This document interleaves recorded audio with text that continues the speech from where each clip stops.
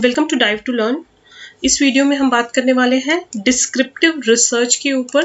Descriptive research जो है, हालांकि यहाँ पे हम टारगेट कर रहे हैं एनटीए नेट का जनरल पेपर 1 का जो सिलेबस है इसको हम टारगेट कर रहे हैं, लेकिन कोई भी स्टूडेंट जो कि ग्रेजुएशन पोस्ट ग्रेजुएशन जिनके कोई एक सब्जेक्ट रिसर्च होता ही है, तो ग्रेजुएशन और पोस्ट ग्रेजुएशन लेवल के स्टूडेंट्स भी इस वीडियो से जो है बेनिफिट ले सकते हैं।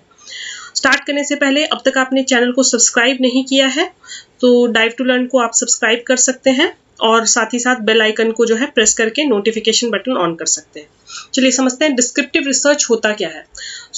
डिस्क्रिप्टिव रिसर्च एक ऐसा रिसर्च होता है जहाँ पे हम एक पर्टिकुलर सिचुएशन या किसी प्रॉब्लम, किसी फिनोमेना, किसी सर्विस, प्रोग्राम इत्यादि को जो है आप इसके एट्रीब्यूट्स को जो है आप डिस्क्राइब करते हैं कि इन सारी चीज़ों को जो है आप डिस्क्राइब करते हैं। देखिए एग्जाम्पल से इसको समझते हैं। अगर हम किसी ये सारे जो है एग्जाम्पल्स हैं। लेट्स से अगर हम कहते हैं कि हम किसी टाइप के service provided by the organisation को हम डिस्क्राइब करना चाहते हैं कि यह गवर्नमेंट ऑर्गेनाइजेशन है, यह कितना एफिशिएंट जो है सर्विस हमें प्रोवाइड करती है। हम किसी administrative structure of an organisation को डिस्क्राइब करते हैं। Living condition of aboriginal people in the outback को अगर हम डिस्क्राइब करना चाहते हैं। Need of a community, what it means to go through a divorce, इन चीज़ों को जो है अगर हम डिस्क्राइब करना चाहते हैं। How a child feels living in the house with a domestic violence और attitude of employees towards management. So ये सारा क्या एग्जाम्पल बन जाता है। हम किसी इवेंट को डिस्क्राइब कर रहे हैं, हम किसी जो है प्रॉब्लम को डिस्क्राइब कर रहे हैं, किसी फिनोमिना को डिस्क्राइब कर रहे हैं, किसी सर्विस को डिस्क्राइब कर रहे हैं, किसी प्रोग्राम को डिस्क्राइब कर रहे हैं। तो ये सारा कुछ कहलाता है डिस्क्रिप्टिव रिसर्च। तो उम्मीद करती हूँ बेसिक मीनिंग जो है डिस्क्रिप्टिव रिसर्च का आपको क्लियर हो गया होगा। देखिए the main purpose of such study is to describe what is the prevalent situation with respect to the issue or the problem under study। So जो already issue problem under already existing है, इसकी हम study करते हैं descriptive research के अंदर। सो इन social science के context में हम बात करें तो डिस्क्रिप्टिव रिसर्च के जगह क्वाइट ऑफन आपको एक्स पोस्ट फैक्टो रिसर्च भी देखने को मिलेगा। तो this means one and the same in context of social sciences. So research concerned with specific predictions, narration of facts, characteristics concerning individual, group, situation। So ये सारा जो है एग्जाम्पल बन जाता है डिस्क्रिप्टिव रिसर्च का, जिसको हमने प्रॉब्लम स्टेटमेंट के रूप में यहाँ पर एग्जाम्पल के रूप में समझा है। अब हम आगे बात करते हैं डिस्क्रिप्टिव रिसर्च को अगर हम समराइज करें। सो according to best descriptive research क्या है? कंडीशंस और रिलेशनशिप जो एग्जिस्ट करता है, प्रैक्टिसेस जो प्रिवेल करती हैं, belief, point of view, attitude, यह सारा कुछ डिस्क्रिप्टिव रिसर्च बताता है। जो प्रोसेसेस हैं, एग्जिस्टिंग प्रोसेसेस हैं दैट आर गोइंग ऑन, इसको जो है हम स्टडी कर सकते हैं डिस्क्रिप्टिव रिसर्च के अंतर्गत। Effects that are being felt, trends that are developed. So at times descriptive research is concerned with how, what is और what exist, जो चीजें already exist में है, कैसे existence में है, ये सारा कुछ हम स्टडी करते हैं descriptive research के अंदर। The major purpose of descriptive research is description of the state of affair as it exists at the present। So such study look at the individual, groups, methods, material, और यह क्या करते हैं descriptive में? Describe करते हैं, compare करते हैं, कॉन्ट्रास्ट करते हैं, क्लासीफाई करते हैं, एनालाइज करते हैं। तो ये सारा कुछ बार बार से जो है आपको हम अलग अलग रूप में बता रहे हैं, जिससे आपको जो है डिस्क्रिप्टिव रिसर्च का एक ब्रॉड मीनिंग आपको क्लियर हो गया होगा, उम्मीद करती हूँ। अब आगे बढ़ते हैं, समझते हैं क्लासिफिकेशन क्या होता है डिस्क्रिप्टिव रिसर्च के। तो डिस्क्रिप्टिव रिसर्च को हम कैरेक्टरिस्टिक्स की बात करते हैं। कैरेक्टरिस्टिक्स की बात करते हैं डिस्क्रिप्टिव रिसर्च की। तो characteristics can be, descriptive research जो होता है सबसे इंपॉर्टेंट आपको याद रखना है, क्वांटिटेटिव रिसर्च होता है। क्वांटिटेटिव रिसर्च जो कि नंबर से डील करता है। नेक्स्ट डिस्क्रिप्टिव रिसर्च जो है यहाँ पे जो ऑलरेडी चीजें एग्जिस्टिंग है, तो यहाँ पे वेरिएबल्स पे जो है रिसर्चर का इतना कंट्रोल नहीं होता है, क्रॉस सेक्शनल स्टडीज होता है। और डिस्क्रिप्टिव रिसर्च जो है बेसिस प्रोवाइड करता है फर्दर रिसर्च के लिए। तो चलिए इन चीजों को जो है समझते हैं वन बाय वन। सबसे पहले देखते हैं कि कैरेक्टरिस्टिक्स ऑफ डिस्क्रिप्टिव रिसर्च में पहला है क्वांटिटेटिव रिसर्च। तो जब हम क्वांटिटेटिव रिसर्च की बात करते हैं तो क्वांटिटेटिव रिसर्च में हम किसकी बात करते हैं, नंबर्स की बात करते हैं। हम जो है डेटा को स्टैटिस्टिकली जो है कुछ टूल्स लगाकर एनालाइज करते हैं। उसके बाद जो है हम, जैसे एक एग्जांपल है, it is a popular market research tool that allows to collect and describe the nature of the demographic segment. So nature of demographic segment को हम जो है स्टैटिस्टिकल टूल न्यूमेरिकल फॉर्म में प्रेजेंट करते हैं। क्वांटिटेटिव रिसर्च पे हम आगे भी बात करेंगे, तो ये टर्म्स आपको और क्लियर हो जाएगा आगे आने वाले स्लाइड्स में। नेक्स्ट कैरेक्टरिस्टिक्स की बढ़ते हैं, दैट इज अनकंट्रोल्ड वेरिएबल। सो हम जब बात करते हैं अनकंट्रोल्ड वेरिएबल, डिस्क्रिप्टिव रिसर्च में जो रिसर्चर के जो भी वेरिएबल्स होते हैं उसका रिसर्चर का उन पे कोई कंट्रोल नहीं होता है, जो चीजें ऑलरेडी हो चुकी हैं। यहाँ पे जैसे मान लीजिए ऑब्जर्वेशनल मेथड यूज किया गया है, this is one of the methods under descriptive. तो यहाँ पे आप देखेंगे रिसर्चर जो है रिस्पोंडेंट को केवल ऑब्जर्व करके इसके बाद जो है उसके रिएक्शंस नोट कर रहा है, तो रिसर्चर का जो रिस्पोंडेंट है उन पर कोई कंट्रोल नहीं होता है, वह केवल जो है मूक दर्शक का काम करता है। नेक्स्ट कैरेक्टरिस्टिक्स की हम बात करते हैं, that is cross sectional studies. Cross sectional studies में क्या है, different sections belonging to the same group are studied. Examples इसको समझिए, देखिए जैसे मान लीजिए scientist in a health care may use cross-sectional research to understand how the children aged 2 to 12 across India are prone to calcium deficiency. तो यहाँ पे हम क्या कर रहे हैं, क्रॉस स्टडी में डिफरेंट सेक्शंस, अलग अलग 2 to 12 के सेक्शन को हम ले रहे हैं belonging to the same group are study. So 2 to 12 age group के जो भी सेक्शंस हैं अलग अलग ग्रुप से बिलोंग करते हैं, इनको हम स्टडी कर रहे हैं for calcium deficiency. So we can say cross-sectional studies is conducted with the same set of variables. Variable तो same है, लेकिन और एक सेट टाइम पीरियड के ऊपर जो हम इसको स्टडी कर रहे हैं। तो cross sectional study involve subjects और participants who are similar in all variables.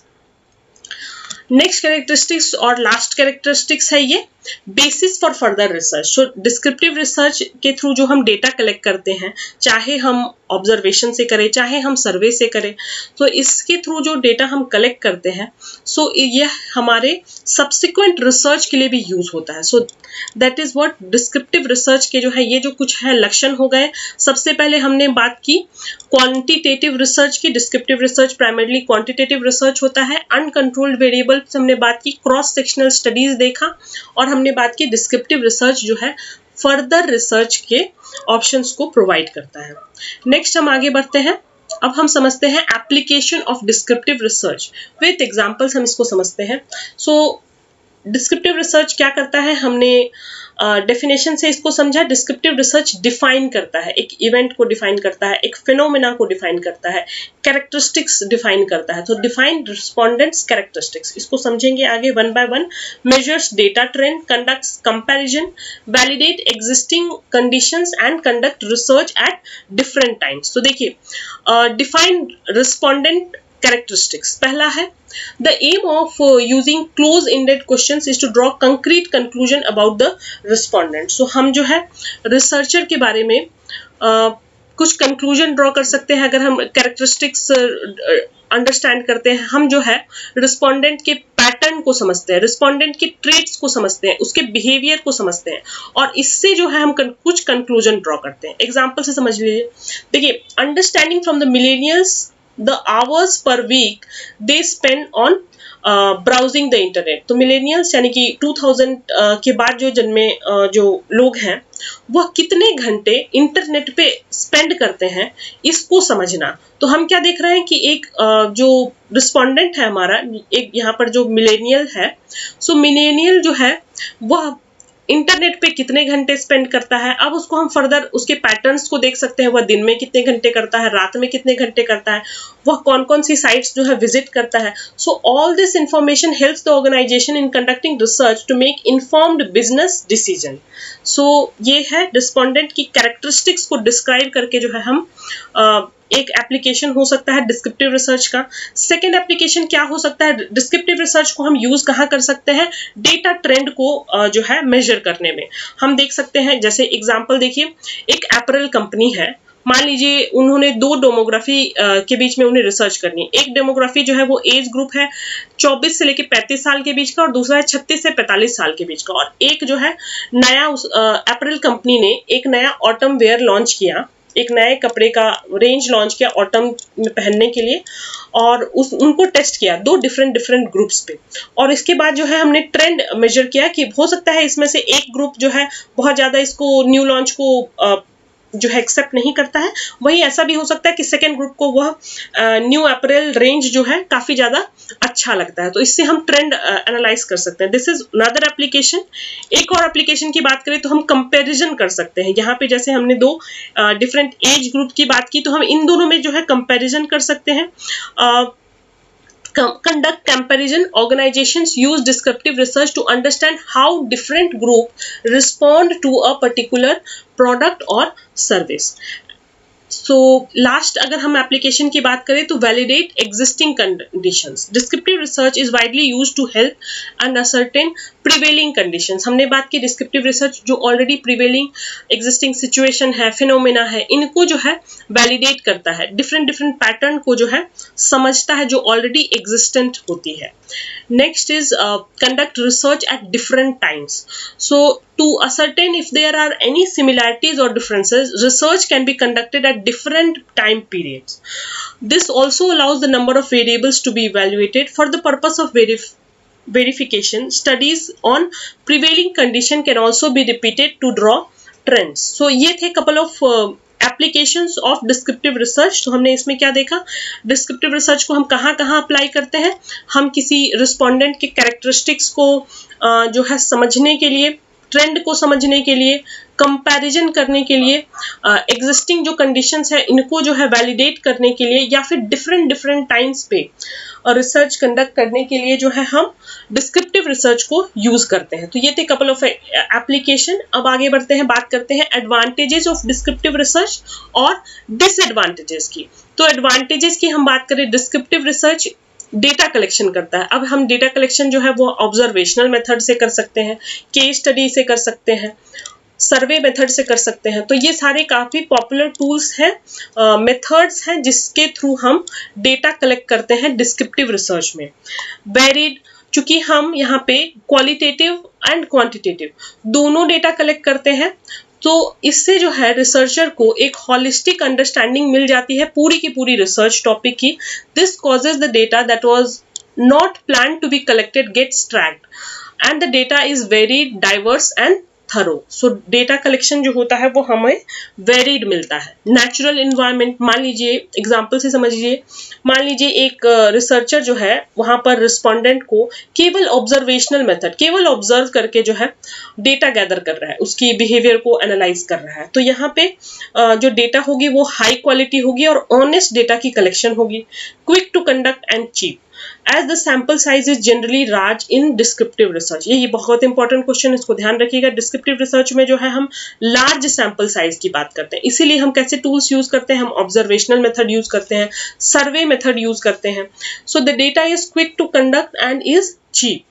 And the last one is forms basis for decision making. So जो भी डेटा हम डिफरेंट मेथड से है कलेक्ट करते हैं, इससे हम लार्ज पॉपुलेशन का जो भी डेटा हम कलेक्ट करते हैं, इससे हम फर्दर डिसीजन मेकिंग के टूल्स में जो है अप्लाई कर सकते हैं। तो ये है काफी सारे एडवांटेजेस हैं डिस्क्रिप्टिव रिसर्च की, हालांकि कुछ डिसएडवांटेजेस भी हैं। सो कॉन्फिडेंशियलिटी की यदि हम बात करें, रिसर्चर जो है वो बायस हो सकता है कि वह एग्जैक्ट रिस्पोंडेंट को अगर वह स्वयं रिकॉर्ड कर रहा है तो उनको जो है बायस्ड ओपिनियन जो है रिकॉर्ड करे। हैलो इफेक्ट हो सकता है, if the researcher observer has a potential bias towards the research topic or some respondents in the research. So यहाँ पे मैनिपुलेशन हो सकती है, हैलो इफेक्ट जो है यूज कर सकता है उनको। हैलो इफेक्ट पे अगर आपको वीडियो चाहिए तो हम हैलो इफेक्ट पे सेपरेट वीडियो बना देंगे। हैलो इफेक्ट में चलिए इसको हम सेपरेट वीडियो में कवर कर लेंगे। Sample isn't representative. समटाइम्स क्या हो सकता है कि हम रैंडमली चूंकि सैंपल लेते हैं, सो हो सकता है सैंपल एग्जैक्ट रिप्रेजेंटेटिव ना हो पॉपुलेशन का, और तब जो है हम सैंपल को वैलिडेट नहीं कर पाएंगे कि यह कितना ज्यादा एक्यूरेटली होल पॉपुलेशन को जो है प्रेजेंट करता है या नहीं करता है। No scope to learn cause. देखिए डिस्क्रिप्टिव रिसर्च क्या करता है, डिस्क्रिप्टिव रिसर्च फोकस करता है व्हाट इज, जो ऑलरेडी एग्जिस्टिंग है, और डिस्क्रिप्टिव रिसर्च व्हाई, यह क्यों नहीं है और कैसे नहीं है, इन सारी चीजों में क्यों कैसे इन सारी चीजों में नहीं डील करता है। अब इन सारी चीजों में जो है हम एक्सपेरिमेंटल रिसर्च यूज कर सकते हैं, एक्सप्लेनेटरी रिसर्च यूज कर सकते हैं। सो इन सारे को हम कपल ऑफ वीडियोस में अलग अलग वीडियोस आपको मिल जाएंगे डिफरेंट डिफरेंट टॉपिक्स के। तो अगर आपने वो वीडियोस अभी तक नहीं देखी है तो उनको भी आप प्लेलिस्ट में जाके इसी प्लेलिस्ट में आपको मिल जाएंगे। अब तक आपने चैनल को सब्सक्राइब नहीं किया है तो सबसे पहले सब्सक्राइब जरूर कर ले ऐसी ऑसम वीडियोस के लिए। आगे बढ़ते हैं, अब बात करते हैं। देखिए एक्सप्लोरेटरी रिसर्च हमने जो है ऑलरेडी डिस्कस कर लिया है, तो एक डिफरेंस समझ लेते हैं कि एक्सप्लोरेटरी रिसर्च या फिर डिस्क्रिप्टिव रिसर्च में जो है डिफरेंस क्या होता है। देखिए ओवरऑल डिजाइन की बात करें तो एक्सप्लोरेटरी रिसर्च में हम केवल जो है एक्सप्लोर कर रहे हो चीजों को, तो ये काफी ज्यादा फ्लेक्सिबल होता है। यहाँ पे जो है हम रिजिड डिजाइन होता है डिस्क्रिप्टिव रिसर्च की बात करें, क्योंकि यहाँ पे हम प्रॉपर जो है आप ऑब्जर्वेशन कर रहे हैं, आप जो है सर्वेज कर रहे हैं। सो यहाँ पर डिजाइन स्ट्रक्चर जो है काफी रिजिड होता है। इसके अंदर अगर हम सैम्पलिंग डिजाइन की बात करें तो यहाँ पे non probability sampling design use की जाती है, यहाँ पे रैंडम सैम्पलिंग की जाती है। स्टैटिस्टिकल डिजाइन की बात करें तो यहाँ पे चूंकि एक्सप्लोरेटरी रिसर्च है तो यह काफी ज्यादा जो है लूजली डिफाइंड होता है, यहाँ पे कोई भी प्री प्लान डिजाइन नहीं होता है, जबकि डिस्क्रिप्टिव रिसर्च में हमने देखा कि प्री प्लान डिजाइन होता है। अब जब हम आगे डिस्कस करेंगे tools of descriptive research, methods of descriptive research, तो यह और भी ज्यादा आपको क्लियर होगा। ऑब्जर्वेशनल डिजाइन की हम बात करें तो यह अनस्ट्रक्चर्ड होता है, यहाँ पे जो है एक स्ट्रक्चर्ड वेल थॉट इंस्ट्रूमेंट होती है डेटा कलेक्शन के लिए। ऑपरेशनल डिजाइन की बात करें तो no fix decision about the operational procedure, यहाँ पे advance decision about operational procedures जो है ली जाती है। सो अब बात करते हैं डिस्क्रिप्टिव रिसर्च के मेथड्स के लिए। तो देखिए डिस्क्रिप्टिव रिसर्च को आप कलेक्ट कर सकते हैं ऑब्जर्वेशन से, केस स्टडी से, या फिर सर्वे रिसर्च से। सो ऑब्जर्वेशनल मेथड में हम क्या करते हैं, सबसे पहले हम ऑब्जर्वेशन मेथड देख लेते हैं। देखिए ऑब्जर्वेशन जो है हम किसी चीज को देखकर या फिर किसी चीज को सुनकर उसके बाद जो है हम रिस्पॉन्स जो है नोट डाउन करते हैं, तो यह कहलाता है ऑब्जर्वेशन मेथड। अब ऑब्जर्वेशन मेथड जो है क्वांटिटेटिव भी हो सकता है, क्वालिटेटिव भी हो सकता है। सो सबसे पहले बात करते हैं क्वांटिटेटिव ऑब्जर्वेशन क्या होता है। देखिए जब भी हम बात करते हैं क्वांटिटी की, जब भी हम क्वांटिटी की बात करते हैं तो हमारे दिमाग में सबसे पहले आना चाहिए क्वांटिटी, यानी कि हम नंबर्स की बात कर रहे हैं, हम जो है वैल्यूज की बात कर रहे हैं। सो यहाँ पे हम कोई भी नंबर्स की बात कर रहे हैं तो यहाँ पे हम स्टैटिस्टिकल और न्यूमेरिकल टूल्स लगा करके जो है एनालाइज कर सकते हैं डेटा। न्यूमेरिकल वैल्यू जैसे कि एग्जांपल के लिए एज हो गया, शेप हो गया, वेट हो गया, वॉल्यूम हो गया, तो इन सारों को अगर हम ऑब्जर्व करते हैं so that is what comes under quantitative observation. और डिस्क्रिप्टिव रिसर्च जो होता है वो प्राइमरली क्वांटिटेटिव ही होता है, यह याद रखिएगा। एग्जाम में कई बार ऐसे क्वेश्चंस आपको देखने को मिल जाएंगे। सो एग्जांपल यहाँ पे क्या है, for example the researcher can track if the current consumer will refer to the brand by using a simple net promoter score. Next is qualitative research. देखिए क्वालिटेटिव रिसर्च को हम जो है केवल ऑब्जर्व करके, यहाँ पे केवल जो है मॉनिटरिंग कैरेक्टरिस्टिक्स जो आपको ध्यान में रखना है। तो यहाँ पे क्या होगा, रिस्पोंडेंट अपने नेचुरल कंफर्टेबल एनवायरनमेंट में होगा, उसके कैरेक्टरिस्टिक्स को हम जो है केवल ऑब्जर्व करेंगे। एग्जांपल से समझिए, सुपरमार्केट में रिसर्चर जो है मॉनिटर कर सकता है purchasing trends of the customers, तो ये किस में आ जाएगा, आपके क्वालिटेटिव ऑब्जर्वेशन में आ जाएगा। नेक्स्ट हम बात करते हैं सर्वे रिसर्च की। तो सर्वे रिसर्च में क्या होता है, सर्वे रिसर्च में देखिए हम ऐसा मानते हैं कि सर्वे जो सैंपल आप लेते हैं, सैंपल ऑफ पॉपुलेशन जो होते हैं, वह पूरी पॉपुलेशन को के कैरेक्टरिस्टिक्स उसमें सैंपल में होने चाहिए, तभी वह आइडियल सैंपल कहलाएगा। सो सर्वे रिसर्च में हम क्या करते हैं, सर्वे रिसर्च में देखिए एक चीज सबसे पहले याद रखिए कि सर्वे रिसर्च में सैंपल साइज जो जब भी बहुत ज्यादा लार्ज होता है तब हम सर्वे रिसर्च यूज करते हैं। So survey research respondents answer questions through survey के थ्रू कर सकते हैं, क्वेश्चनर के थ्रू कर सकते हैं, पॉल के थ्रू कर सकते हैं। और अभी चूंकि करंट सिनेरियो में आप देखेंगे ऑनलाइन ऑफलाइन भी होता है, लेकिन ऑनलाइन जो है अब ज़्यादा यूसेज में आता है सर्वे रिसर्च की हम बात करते हैं तो। अगर सर्वे रिसर्च को सक्सेसफुल होने के लिए सर्वे के जो क्वेश्चंस है वह बिल्कुल ही अच्छे क्वेश्चंस होने चाहिए, और अच्छे क्वेश्चंस की क्राइटेरिया क्या है, ओपन एंडेड क्वेश्चंस भी होने चाहिए, क्लोज एंडेड क्वेश्चन भी होने चाहिए, बैलेंस मिक्स ऑफ बोथ होना चाहिए। नेक्स्ट हम बात करते हैं केस स्टडी मेथड की। तो case study involves in depth research and study of individuals और ग्रुप। केस स्टडी में कुछ हालांकि डिसएडवांटेजेस है। केस स्टडी जो है इसमें रिसर्चर बायस हो सकता है, और कहीं ना कहीं एक टिपिकल रिस्पोंडेंट जो रिसर्च में हो सकता है वह जो अगर अच्छे से आंसर ना करे चीज़ों को, तो इससे पुअर जनरलाइजेशन हो सकती है। हम जो है रिसर्च की वैलिडिटी को कम कर सकता है। सो ये थे डिस्क्रिप्टिव रिसर्च के 3 methods, observational method, case study method and survey research. तो इस वीडियो में उम्मीद करती हूँ डिस्क्रिप्टिव रिसर्च का आपको एक क्लियर व्यू मिल गया होगा। डिस्क्रिप्टिव रिसर्च को एक बार वापस से रिवाइज कर लेते हैं। डिस्क्रिप्टिव रिसर्च देखिए, डिस्क्रिप्टिव रिसर्च में हमने क्या देखा अब तक। डिस्क्रिप्टिव रिसर्च में हमने देखा कि डिस्क्रिप्टिव रिसर्च के अंदर जो है हम किसी situation, problem, phenomena, service, programme, इन सारी चीजों के ऊपर जो है हम डिस्क्राइब करते हैं। तो डिस्क्रिप्टिव रिसर्च जो है एक्स पोस्ट फैक्टो रिसर्च भी कहलाता है। यहाँ पर हम किसी prevailing situation, prevailing belief, point of view, attitude, इन सारी चीजों को जो है हम स्टडी करते हैं। डिस्क्रिप्टिव रिसर्च जो है किसी इंडिविजुअल पे हो सकता है, किसी ग्रुप पे हो सकता है, इंस्टीट्यूशंस पे हो सकता है, मेथड्स, मटेरियल्स इत्यादि पे हो सकता है। और प्राइमरीली डिस्क्रिप्टिव रिसर्च में हम क्या कर रहे हैं, डिस्क्राइब कर रहे हैं, कंपेयर कर रहे हैं, कॉन्ट्रास्ट कर रहे हैं, क्लासीफाई कर रहे हैं, एनालाइज कर रहे हैं, इंटरप्रेट कर रहे हैं। कैरेक्टरिस्टिक्स में हमने देखा कि डिस्क्रिप्टिव रिसर्च जो है प्राइमरीली क्या होता है, क्वांटिटेटिव रिसर्च होता है। यहाँ पे अनकंट्रोल्ड वेरिएबल्स होते हैं, क्रॉस सेक्शनल स्टडीज की जाती है, और डिस्क्रिप्टिव रिसर्च जो है फर्दर रिसर्च का बेस बन जाता है। इसके अलावा हमने बात की एप्लीकेशन ऑफ डिस्क्रिप्टिव रिसर्च। तो एप्लीकेशन ऑफ डिस्क्रिप्टिव रिसर्च जो है रिस्पोंडेंट की कैरेक्टरिस्टिक्स को डिफाइन करने के लिए यूज किया जा सकता है, डेटा ट्रेंड्स को जो है मेजर करने के लिए यूज किया जा सकता है, कंपैरिजन के लिए यूज किया जा सकता है। तो ये सारे कुछ कपल ऑफ जो है एप्लीकेशंस है। इसके बाद लास्ट में हमने एडवांटेजेस की बात की। डिस्क्रिप्टिव रिसर्च जो है इसके द्वारा हम काफी सारा डेटा कलेक्ट करते हैं, और यह डेटा काफी ज्यादा वेरिड होता है। नेचुरल एनवायरनमेंट में जो कि डेटा कलेक्ट किया जाता है डिफरेंट मेथड्स के थ्रू, तो यह काफी ज्यादा ऑथेंटिक हो सकता है। और फर्दर डिसीजन मेकिंग के लिए वेरी वेरी इंपॉर्टेंट पॉइंट है फ्रेंड्स, इसका नोट जरूर ले लें। फर्दर डिसीजन मेकिंग के लिए जो है डिस्क्रिप्टिव रिसर्च यूज किया जाता है। तो ऐसे डीप में जाकर के क्वेश्चन आपको आ सकते हैं। डिसएडवांटेजेस की बात करें तो कॉन्फिडेंशियली कॉम्प्रोमाइज की जा सकती है।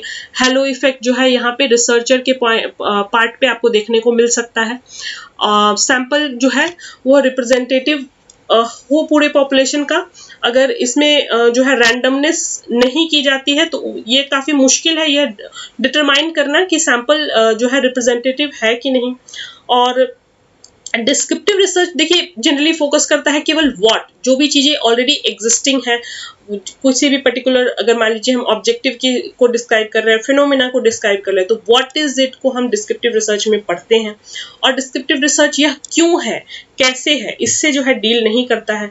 इसके बाद हमने जो है डिफरेंस देखा एक्सप्लोरेटरी और डिस्क्रिप्टिव रिसर्च में क्या डिफरेंस है। इसके बाद जो है लास्ट में हमने समझा डिस्क्रिप्टिव रिसर्च के मेथड्स को।